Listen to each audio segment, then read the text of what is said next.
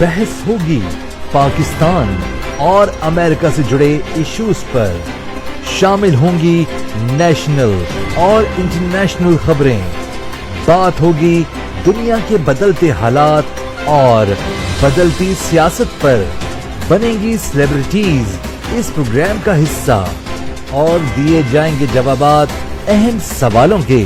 Programme Pakistan to America with Shaila Khan, Capital TV Washington.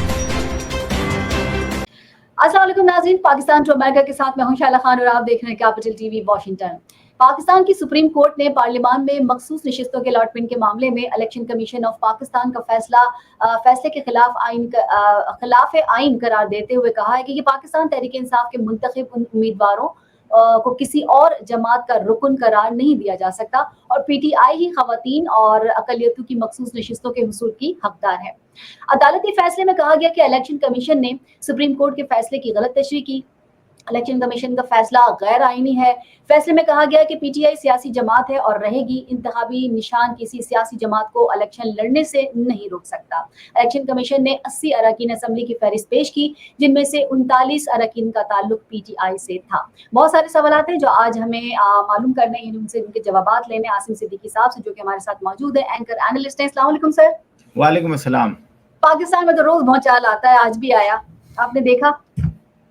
आपको तो आज खुशी हो रही होगी क्योंकि पीटीआई वाले जिस तरीके से जश्न मना रहे हैं। सर आप चाह रहे हैं कि मुझे घर के बाहर डाला आ जाए। देखिए, बेचारों के साथ बड़ा मुश्किल है, ये गलत है ऐसे कि आप थोड़ी सी खुशी देके ज्यादा खुशी ले लेते हैं, फिर थोड़ी सी खुशी देते हैं, फिर ज्यादा खुशी ले लेते हैं। तो आपने जो है वो चाय पिलाकर जो है ना उनको फिर वो क्या कहें कि लस्सी की पेशकश करते हैं और फिर लस्सी नहीं पिलाते। तो कहने का मतलब ये कि मुकदमा ये था कि आखिर ये जो रिजर्व सीट हैं ये जो गलत दी गई हैं। यस, हम भी कहीं ना कहीं इस बात पे अंडरस्टैंड करते थे कि ये जो रिजर्व सीटें हैं, क्योंकि ये रिजर्व सीटों पे चाहे वो मुस्लिम लीग हो, पीपल्स पार्टी हो या एमक्यूएम हो, उनकी सीटें नहीं हैं। आप किसी को भी नहीं दे सकते वो ना, जब तक के इमरान खान साहब जो हैं या पीटीआई के लोग अगर जीतते तो ये उनकी सीटें थी। अब वो हैं नहीं, तो जो आज़ाद खड़े हुए हैं उनका कोई वो नहीं बनता कि वो रिजर्व सीटों पर जो है वो अपनी हक ले। अब इन्होंने फैसला तो दे दिया है, इम्प्लीमेंट के लिए जो है ना, जब पीटीआई को लोग ढूंढेंगे तो पीटीआई तो मिलेगी नहीं क्योंकि वो तो आज़ाद उम्मीदवार हैं। आज़ाद उम्मीदवार को रिजर्व सीटें नहीं मिलेंगी, तो घूम फिर के आपने वहीं आके खड़े हो जाना है और फिर आपने जुडिशरी को गालियां देनी शुरू कर देनी है कि जनाब ये क्या बात हुई, हमें तो आपने जो है वो सब्ज बाग दिखाए थे कि जी ये हो जाएगा, रिजर्व सीटें हमें मिल जाएंगी। रिजर्व सीटें अब मुस्लिम लीग नून को मेरा ख्याल है 12-13 सीटें हैं, उनकी खत्म होंगी, 5-6 उनकी पीपीपी की, एमक्यूएम की तो मेरा ख्याल है कोई भी नहीं है ऐसा। तो कहने का मकसद ये कि ये जो फैसला आया है ये वक्ती तो आप खुशी मना सकते हैं कि जी एक्सेप्ट कर लिया, जबकि ये बिल्कुल वही मुकदमा सुनाया है कि पनामा का मुकदमा था और अकामे पे सजा दे दी गई। तो चलें, मैं फिर भी ये बात क्योंकि हमारी अदालत ने एक फैसला सुनाया है उसको रिस्पेक्ट करनी चाहिए, लेकिन रिस्पेक्ट सिर्फ यहाँ तक जो मैं एक्सेप्ट करता हूँ कि जनाब रिजर्व सीटें आपने किसी को नहीं दे दी। बाकी जो बातें की हैं इन्होंने कि जी ये होना चाहिए वो होना चाहिए, और तो वो वक्त के साथ आपको पता चल जाएगा, ये उनका डोमेन नहीं था। आप जो केस था उसी केस पे आपने सिर्फ एक फैसला सुनाना था, ना कि उसके बहुत आगे निकल जाना था। लेकिन मैं आपको अभी भी बता दूं कि कुछ भी नहीं होने वाला। मैं हर प्रोग्राम में आपको यही कहता हूँ कि कुछ भी नहीं होने वाला, ये मुल्क ऐसे ही चलेगा जैसे चल रहा है। जी अच्छा सर, आपने एक दफा मुझसे कहा था कि भाई पीटीआई वाले तो ये जल से जुलूस और हंगामे करना, तोड़ फोड़ करना, तो सिस्टम में रह के आप काम करें, पर आज ऐसा नहीं हुआ। सुप्रीम कोर्ट के फैसले के खिलाफ हुआ ये कि मुस्लिम लीग नून के कारकुनों ने इस्लामाबाद में एक्सप्रेसवे ब्लॉक कर दी। अब मुझे तो लगता है कि ना वो पर्चे होंगे, ना दफा 144 लगेगा, ना कोई रेंजर आएगी, ना उनको पकड़ा जाएगा, तो ये भी बड़ा मसला है। देखें, ये पहले भी गलत था, अब भी गलत है। जो मुस्लिम लीग नून के कारकुनान कर रहे हैं बिल्कुल गलत है, लेकिन जो 9 मई की बातें हैं वो एक टोटली डिफरेंट हैं। वो आप उसको किसी भी ऐसे उससे कंपेयर नहीं कर सकती कि एक औरत है वो आके जाके अपने एक सिपाही से बोलती है, फौजी सिपाही से बोलती है कि तुम्हारा जनरल जो है इमरान को पकड़ के ले गया कि अपनी बहन का रिश्ता देने गया है। तो अब इस तरह की जब आप आमने सामने जाके फौजी तंसीबात पे हमला करेंगे, और एक जगह नहीं करेंगे, आपने सैकड़ों जगह किया, और वो वीडियो में हमने भी देखी और आपने भी देखी। तो लेकिन मैं उस पे भी वो करता हूँ कि जनाब आपने सजा अब तक आपको दे देनी, अगर आप उन सबको सजा दे देते तो आज ये मरियम नमाज वाला या माजरत के साथ ये मुस्लिम लीग नून वाला धरना भी नहीं होता। जब आप सजा नहीं देंगे तो ये ऐसे ही होता रहेगा। मैंने यही कहा ना कि सजा कम से कम देते, और हम और आप क्या कह रहे थे कि सबूत लाइए, सजा दीजिए, टांग दीजिए जिसको, लेकिन ये कि जी आप अपने मसले के लिए आपने कॉन्फ्रेंस करवा ली, फिर आपने कुछ और कह दिया, वो जो एक केस था अच्छा भला वो खत्म हो गया, बेकार हो गया, लोगों के दिल से उतर गया कि जी ये तो ऐसे ही करते रहते हैं। लेकिन मुझे आपसे ये पूछना था कि क्या सुप्रीम कोर्ट के फैसलों से पाकिस्तान में इस्तेहकाम आ सकता है या नहीं? क्या आप कहते रहे कि जो जजेस हैं उनको थोड़ा आगे आना पड़ेगा, डर निकालना पड़ेगा, ये नहीं कह सकते कि जी हमें इसने बड़ा मजबूर किया, हमें उसने बड़ा मजबूर किया, तो आज तो ऐसे ही हुआ है। सर पाकिस्तान के जजिस जुडिशरी सिस्टम पाकिस्तान पर बोझ है, इसीलिए वो 148 या 138 नंबर पर आता है। ये ऐसा नहीं है कि हमारा जुडिशरी बहुत अच्छा है और हम बड़े ज़बरदस्त फैसले देते हैं, ये पाकिस्तान पर बोझ है। माजी में आपने भी देखा कि किस तरीके से फैसले सुनाए जाते हैं, माजी में आपने देखा किस तरीके से मुजरिमों को पकड़ के इंतजार कर रहे हैं कि आप सजा कब देंगे, या तो रियासत उनको रिहा करे या उनको सजा दे। यानी आप ये देखें कि एक बंदा जो है 7 दफा पकड़ा जाता है, उसको 7 दफा जमानत मिलती है, 8वीं दफा वो कत्ल करता है और फिर जो है वो जेल में जाता है, तो लोग बताते हैं कि जी 7 दफा तो ये जमानत पे बाहर आ चुका है। तो हम जुडिशरी को ये सियासी फैसलों को वो इस तरीके से कर रहे हैं जैसे सुप्रीम कोर्ट के पास कोई काम ही नहीं है। 20-20 साल 50-50 साल के केसेस आपके पास हैं यार, खुदा के लिए उनको फैसले को आप देखो। आपने रोज आना सियासत से शुरू होना है, सियासत पे खत्म होना है। तो और मैं आपको बता दूं कि अभी भी जो है जिस तरीके का ये सिस्टम एक दफा आपने स्टार्ट कर दिया है, इसको 100 साल लगेंगे चेंज होने में। ऐसा नहीं है कि हमने आज एक फैसले करी, ये काजी फायज कुछ के लिए हीरो है, कुछ के लिए जीरो है, और ये इसीलिए जो अगला आएगा वो भी सेम ऐसे ही होगा कि वो कुछ के लिए हीरो है, कुछ के लिए जीरो है। हमारा जो नीचे का अदालती सिस्टम है वो तो करप्ट है। लोग हम नहीं, अब तो पूरा पाकिस्तान कहता है लॉयर नहीं जज खरीदो, और ऐसे फैसले आते हैं आपके पास। लेकिन सर इस दफा नहीं हुआ। इस दफा एक सहाफी उन्होंने खबर दी कि 8 जजेस की बहुत बड़ी कुर्बानी दी है, 3 साल मजीद नौकरी की ऑफर भी ठहराई गई थी, और उसूल मगर वो अपने उसूल पे कायम रहे। तो 3 साल की नौकरी तो बहुत ज्यादा होती है, अगर किसी ने ठुकरा दी है। सोशल मीडिया की खबरों पर मेरा ख्याल है हमें भी नहीं बहस करनी चाहिए, और अदालत और जज को तो सोशल मीडिया की किसी भी खबर को अपने फैसले में अगर वो शामिल कर रहे हैं तो इससे बेशर्मी और बेहिसी की मिसाल नहीं मिलती है। सोशल मीडिया की खबर को अगर आप ये कहें कि जी देखें अवामी, इसका मतलब तो ये है कि जो ज्यादा जोर से गालियां देगा, जो ज्यादा जोर से चीखेगा, जो इंटरनेशनली जो है वो चीख कर कहेगा मेरे पास जुल्म हुआ है, मेरे साथ जुल्म हुआ है, बस फिर वही मजलूम होगा, वही हुकूमत करेगा। ऐसा नहीं होता है। एक मुल्क है, उसको मुल्क की तरह चलाया जाता है। हमें बहुत सारे इख्तलाफात हैं, आपको बहुत सारे इख्तलाफात हैं, ये सारे इख्तलाफात आपको सिस्टम में आने के बाद चेंज करते हैं। मुझे आप बता दें कि इमरान खान बहरहाल आज पीटीआई का कोई इलेक्शन में पार्टिसिपेशन नहीं थी, लेकिन आज भी असेंबली में पीटीआई मौजूद है, बेशक किसी और के साए तले। कितने वो लोग बिल लेकर आए हैं, कितने उन्होंने बातें की हैं कि जनाब पाकिस्तान के अंदर ये गलत होता है, सवाए आके डैशिंग तकरीर करना या बताना कि जी उसने ये कर दिया, इसने। आप काम करने को तैयार ही नहीं है, आप पाकिस्तान को डिस्ट्रॉय करने की तैयारी में हैं, चाहे वो अमेरिका के कंधे पे बैठ के करें, चाहे वो जर्मनी के कंधे पे बैठ के करें, चाहे वो यूरोपियन कंट्रीज के बैठ वहां पर करें, तमाम ओवरसीज पाकिस्तानियों को एक लाइन में लगा दिया गया है, जो 70-80% है, दिखने में लगते हैं, लेकिन जब प्रोटेस्ट होता है मैं थोड़ा सा मुझे ये भी लगता है कि क्योंकि इमरान खान जेल के अंदर है, वहां कोई खास आपने देखा कि वो कोई सियासी लोग हैं नहीं, जिस तरीके से इलेक्शन लड़ लिया गया। लेकिन जैसे कि अभी मौलाना फजलुर रहमान ने कहा था कि आप अपनी जो अपनी नेशनल असेंबली और सूबाई असेंबली उससे इस्तीफा दें, जिससे उन्होंने यकसर इत्तेफाक नहीं किया पीटीआई ने। उन्होंने कहा नहीं, हम भुगत चुके हैं। और उस वक्त मौलाना फजलुर रहमान जो थे उन्होंने बाकायदा कहा भी था एक वक्त में कि जी आपको किसने कहा था कि अपनी नशिस्तों से आप बर्खास्त हो जाएं या आप अपनी नेशनल असेंबली सूबाई असेंबली से इस्तीफे दे दें। और आज वो बैठ के कह रहे थे, तो मुझे अच्छा लगा कि कम से कम पीटीआई जो है वो इस चीज की अहमियत को जान गई है कि नेशनल असेंबली में और सूबाई असेंबली में बैठकर तो फिर आप काम कर सकते हैं, चाहे आप वहां डेस्क ही बजा रहे हैं, लेकिन कम से कम वहां पर आप रिप्रेजेंट कर रहे हैं किसी को। मौलाना फजलुर रहमान ने मखसूस नशिस्तों को एक्सेप्ट भी कर लिया। वो कहते हैं सुप्रीम कोर्ट के फैसले के खिलाफ मैं तो नहीं जा रहा, नजरसानी की अपील ना करने का फैसला भी किया है उन्होंने। बहुत जबरदस्त बात। अभी आपने जो एक बात की ना कि जेल के अंदर बैठ के ये एहसास हो गया, यस, यही एहसास दिलाया जा रहा है उनको कि आप पाकिस्तान के मफाद में फैसले कर सकते हैं। आप ये नहीं कर सकते कि आप पूरी दुनिया में जो है पाकिस्तान की फोर्सेस को, पाकिस्तान की अवाम से लड़वाने का तहिया कर लें।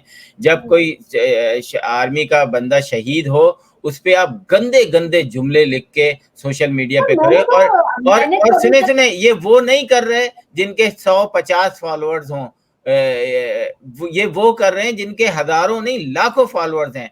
तो मेरा ख्याल है कि सिंपल आप स्टेट से बगावत कर रहे हैं। ये मेरा अपना तजिया है, बुरा नहीं मानिएगा, लेकिन स्टेट के साथ आप चल के स्टेट के अंदर करके, हो सकता है आपका प्रोसेस थोड़ा सा स्लो, लेकिन आप एक स्टेट के अंदर रहते हुए उसके आइन की इज्जत करते हुए असेंबलीज में बैठें, अभी से प्लान करें, अगले इंतखाबात में एज ए पीटीआई की तरह आए, सारे वो काम करें जो आपने सीखा है उसको अप्लाई करें। अगर आप ये कर सकते हैं बहुत अच्छी बात है, मैं भी आपको सपोर्ट करूंगा, लेकिन आपके पास इस वक्त जीरो टीम है, जीरो।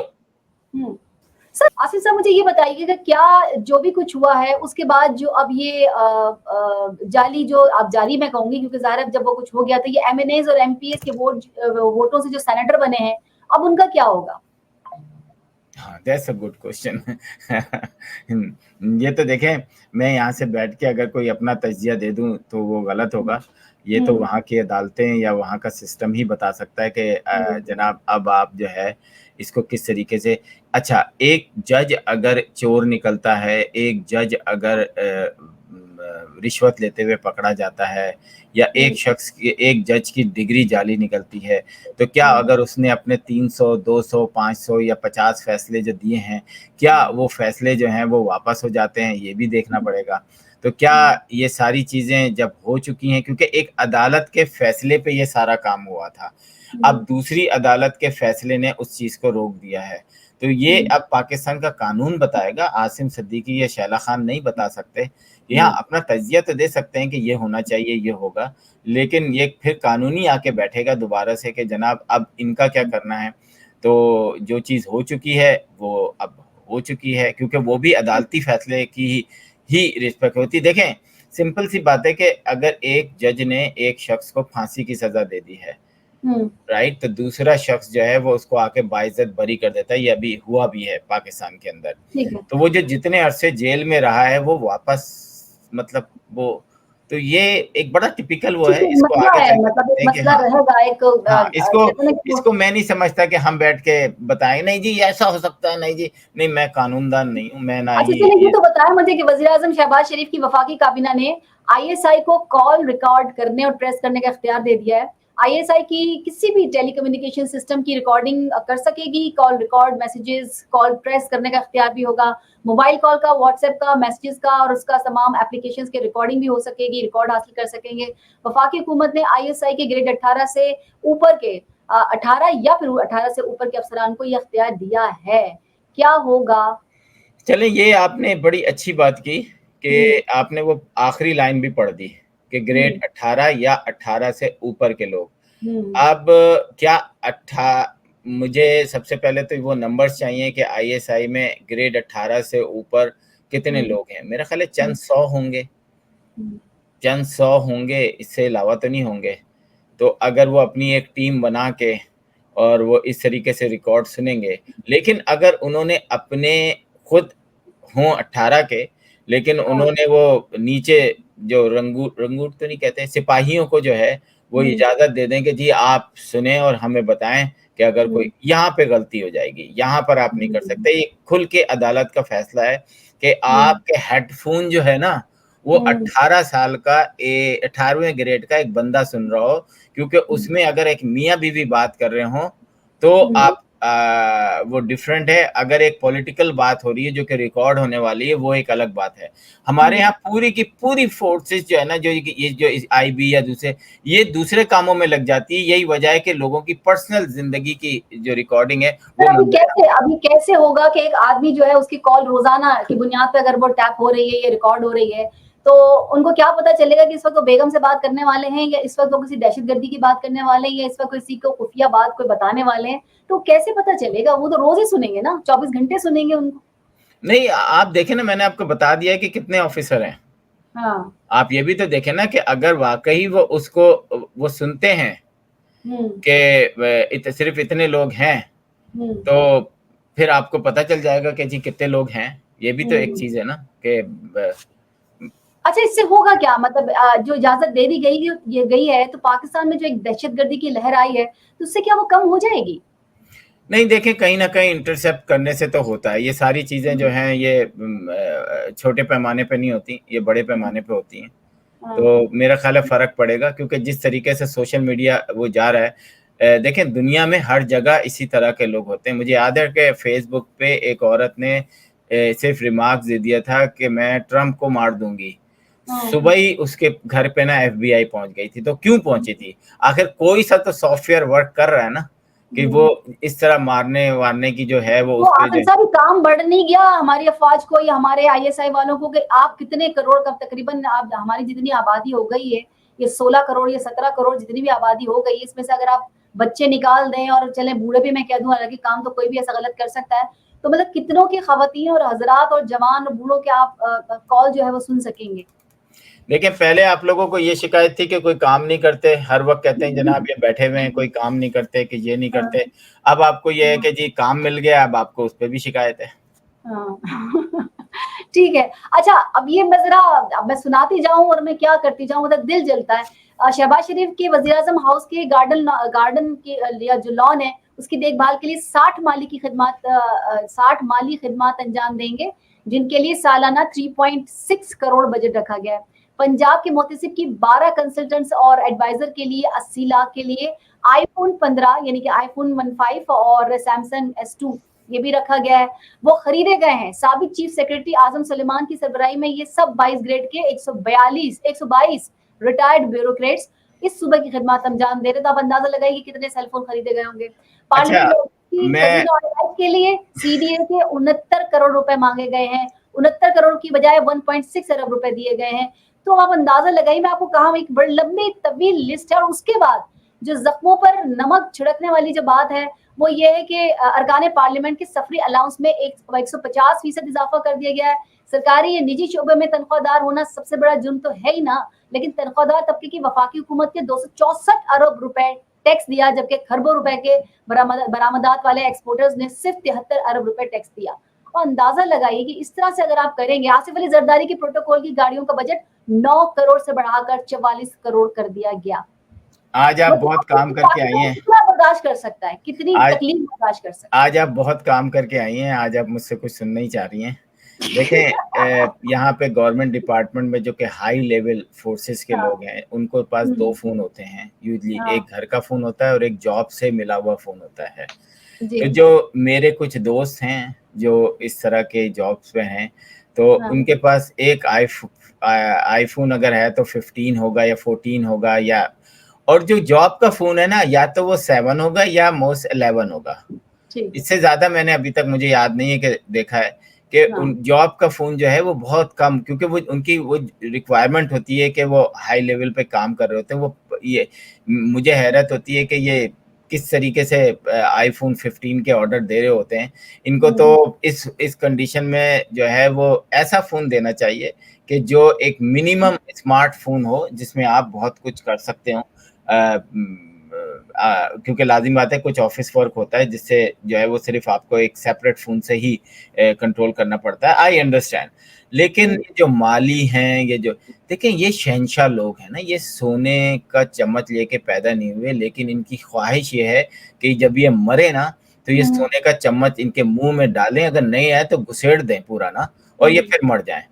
तो ये सारी हरकतें जो हैं, ये जो इस तरह की आपने, अगर ये बातें सारी सही हैं तो मैं समझता हूं कि हमारी अवाम, जैसे अभी एक साहब थे, एंकर भी हैं बड़े मशहूर, उन्होंने कहा बेहिस अवाम है, बेशरम अवाम है।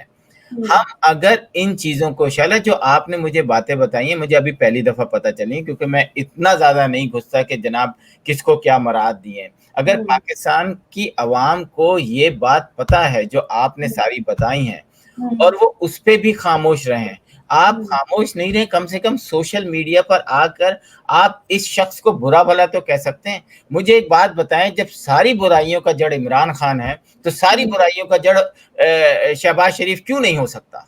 मुझे सिर्फ एक चीज मुझे बता दें कि जब सारी बुराइयों की जड़ इमरान खान है, उसने पूरे लोगों को जो है इखलाक का बेड़ा गर्क कर दिया, सब कुछ। आज इस दौर में पाकिस्तान के ऊपर महंगाई का बम हो, चाहे आपकी अशरफिया को नवाजने का बम हो, उसमें सब शहबाज शरीफ शामिल है। आप इनको गालियां दें, आप इनको बुरा भला कहें,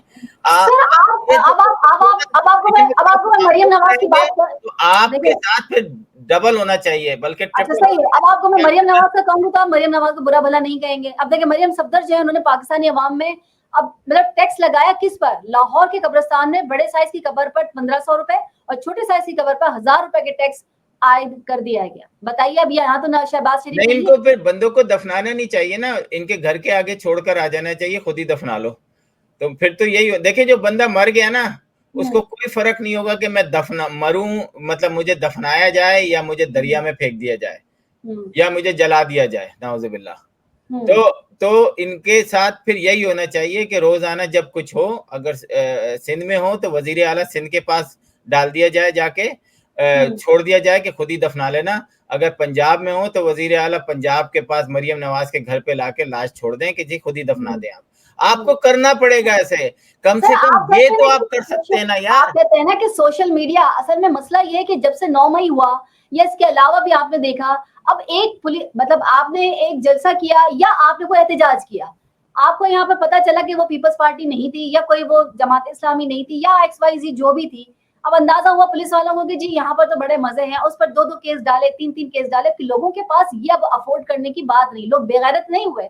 लोग ये चीज से डरते हैं कि भाई वैसे ही मसाइल हैं, वैसे ही हालात खराब है, हमारे घर के रोज चक्कर लगेंगे, पुलिस आएगी और हमें बताएगी हमारे बच्चे को ले गए, हमारे बाप को ले गई, हमारी माँ को ले गई। तो ये वाली चीज जो डेवलप हुई है, जो हमारे सोसाइटी में एक आई है कि आप एहतजाज भी नहीं कर सकते। और उसके बाद ये चीज होती है कि अब वो सोशल मीडिया पे जब भड़ास निकालते हैं तो सोशल मीडिया का भी आपने हाल देख लिया है कि नहीं जी सोशल मीडिया भी बंद कर दिया जाएगा, तो फिर लोग जाएं कहाँ, बात कैसे करें, क्या करना चाहिए। लोग फोन पे अगर बात करके एक दूसरे को कुछ कह देते हैं तो अब वो फोन टैप भी होंगे। तो अब आपको कोई ना कोई तो रास्ता देना पड़ेगा ना। आप अमेरिका की बात करते हैं, इंग्लैंड की, भाई वो और बहुत सारे रास्ते हैं जहां पर लोग बात कर लेते हैं, दिल की भड़ास निकाल लेते हैं, कह लेते हैं, लोगों को पकड़ पकड़ के उन पे केसेस नहीं ना बनाए जाते।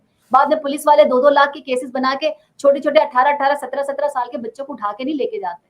अभी कितनी कहानियां हैं जो ये कह रहे हैं कि हम फूड पांडा वाले थे, कोई कह रहा है कि जी हम अपने बाप की दवा लेने जा रहे थे, और उस पर जितने मसाइल आए हैं वो आपने देखे हैं। अब इसको क्या मैं रिपीट करूं कि असल मकसद, असल जो चीज थी 9 मई वो निकल गया, खत्म हो गया। हो सकता है कि इसमें असल जो मुजरिम हो वो भी निकल जाए, क्योंकि उस केस को खराब कर दिया, बर्बाद कर दिया। और उसके बाद अब यह है कि लोग हंसते हैं कि जी 9 मई में क्या था, कुछ भी नहीं था, अब तो कोई चीज ला ही ना सके। तो ये चीज वो हुई जो नहीं होनी चाहिए थी। अब आपको पाकिस्तान का हाल बताऊं, 18 साल का लड़का, कम उम्र बच्चा था, खवातीन खड़ी हुई थी उस जगह पर टक शॉप पर, और वापस लड़के को ये कह के अब्यूज किया गया, मारा उन 2 लड़कियों ने कि जी ये लड़का हमें गंदे इशारे कर रहा था। मतलब अब आप यूं देख लीजिए कि किसी वो, अब बात वही होगी, किसी बड़े बाप की वो बच्चियां थी जिन्होंने जिनके हुलियों से भी लग रहा था, और उन्होंने सिर्फ इस वजह से कि जी पीछे हमारे अब्बा है, कर लेंगे जो कुछ करना होगा, और उन्होंने इस बच्चे के खिलाफ FIR भी कटवाई। बात ये अलग बात है कि वो आपको पता है कि जब सोशल मीडिया पे किस्सा आ जाए तो वो बहुत सारी चीजें जो है वो खत्म भी हो जाती हैं, और इस लिहाज से एक अच्छी चीज भी हो जाती है कि कम से कम सही का सही और गलत बताया जाता है। तो आप इस तरह से आप पाकिस्तान में ये होंगे। आपने कितनी वीडियोस देखी होंगी जहाँ पे गाड़ियां खवातीन चलाती, बाद में पता चलता है ये किसी बड़े शख्स की बीवी थी, किसी की बहन थी वो। तो ये तो पाकिस्तान का आलम हो गया है। देखें, ईस्ट इंडिया कंपनी का भी यही था ना कि आपसे चंद गोरे आके आप पे हुक्मरानी करते थे और यही सिख और मुसलमान और हिंदू फौज में शामिल थे, यही आपको मारते थे। आज भी यही है ना, आज भी यही है ना कि जब इमरान खान थे तो वो कहते थे इसको लटका दो, इसको बंद कर दो, उसका एसी निकाल दो, ये कर दो, वो कर दो। फिर ये आए तो इन्होंने कहा ये हो जाए। फिर पाकिस्तान के माशी हालात सही नहीं है, उस पे जो है फिर हम आम पब्लिक से इल्तिजा की जा रही है कि जनाब आप ये करें, आप बिल पे करें, ठीक है इस वक्त थोड़ा सब्र करें। लेकिन दूसरी तरफ जो है हम अशरफिया जो हैं वो अय्याशी करते नज़र आते हैं, उनके फंड्स भी ज़्यादा हैं, जजेस की पेंशन इतनी है कि वो खैर छोड़ें, मैं क्या बोलूँ कि तो हमारे यहाँ आवे का आवा ही बिगड़ा हुआ है ना। हम आम पब्लिक को अपना जो है ना वो स्लेव समझते हैं और आम पब्लिक अब अपने आप को स्लेव समझने लगी है। कम से कम हम सोशल मीडिया पे 2 अल्फाज ज़रूर लिख सकते हैं, किसी की शेयर ज़रूर पोस्ट कर सकते हैं। पीटीआई वालों को मैं बहुत मुनज़्ज़म समझता हूँ कि यार उनका सोशल नेटवर्क बहुत अच्छा है। मैं समझता था कि यार ये जो 3 लड़कियों ने जो उस बच्चे के साथ किया है, आप बहरहाल गलत है ना। अगर इसको भी आप उठाते कि नहीं ये गलत है, उसी तरीके से उठाते जहां आप के कायद के साथ, आपके मुर्शिद के साथ कोई बुरी सोशल मीडिया पे बहुत आया, बहुत मैं वही आ रहा हूँ। हाँ। आप उठाते चले भाई, सोशल मीडिया ने भी बहुत सारा, क्या मेन स्ट्रीम मीडिया ने इसको इस तरह उठाया है? बल्कि हमारी कुछ एक्ट्रेसेस आके उसको सपोर्ट कर रही हैं। मैं तो आप ये मैसेज तो दे सकते हैं ना कि इस एक्ट्रेस का कोई भी ड्रामा हो, कोई भी एड हो, उसका बाइकआउट करो। अगर आप इस छोटे छोटे सिलसिले में बाइकआउट करने लगेंगे ना, माशरा एक थोड़ा सा सही सिमत को चलने लगेगा। क्योंकि इसमें मैं भी एक पेज पर हूँ, शैला खान भी एक पेज पर है, पीटीआई की एक आम वर्कर भी सेम पेज पर है और एक आम आदमी उसी पेज पे खड़ा है कि ये गलत है।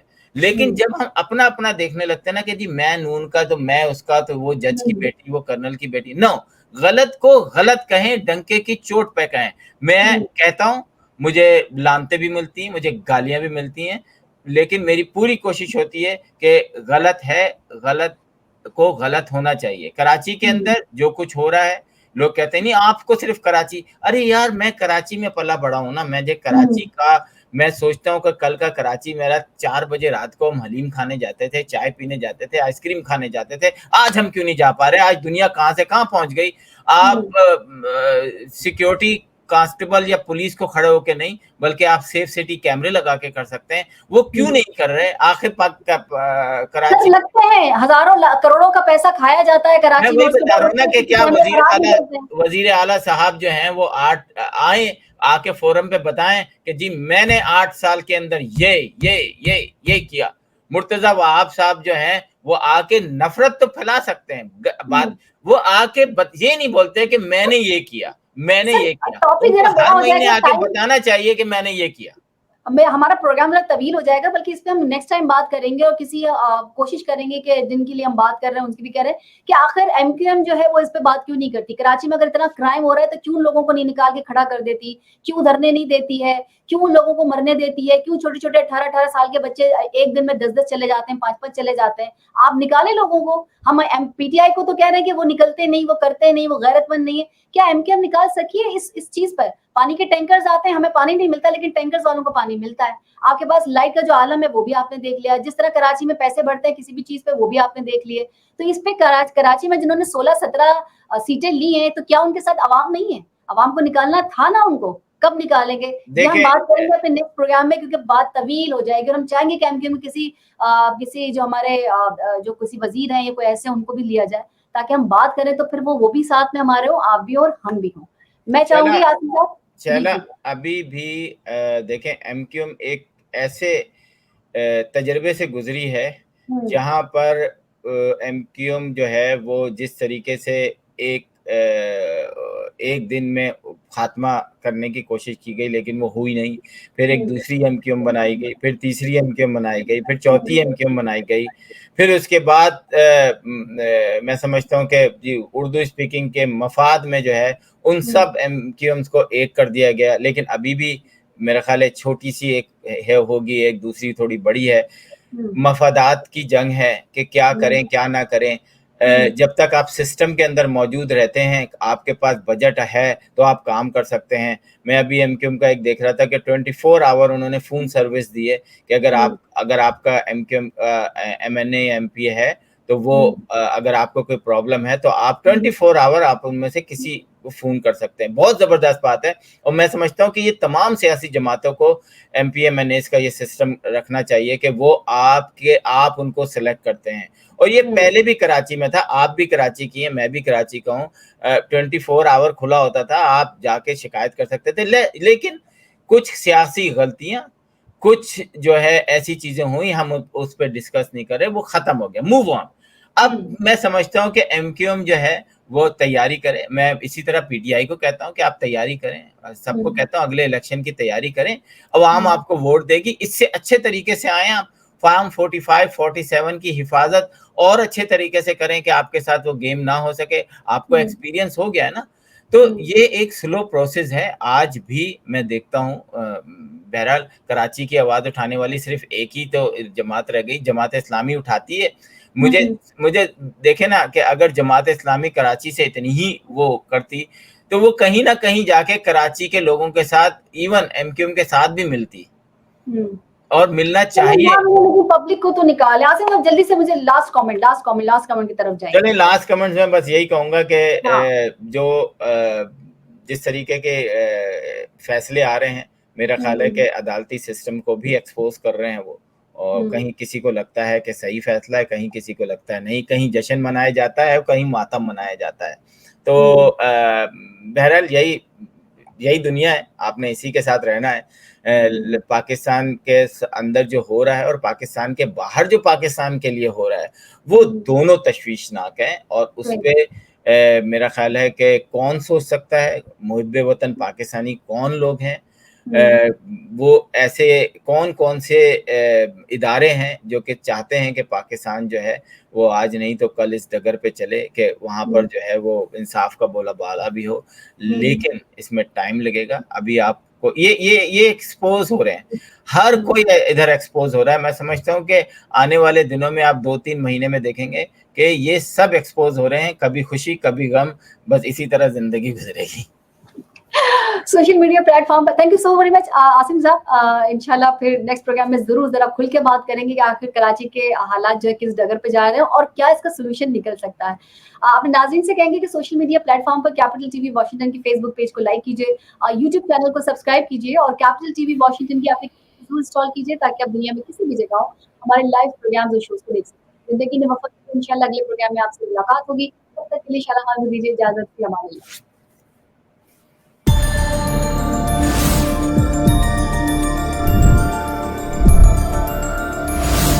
You are watching Capital TV Washington, the best South Asian TV channel in North America.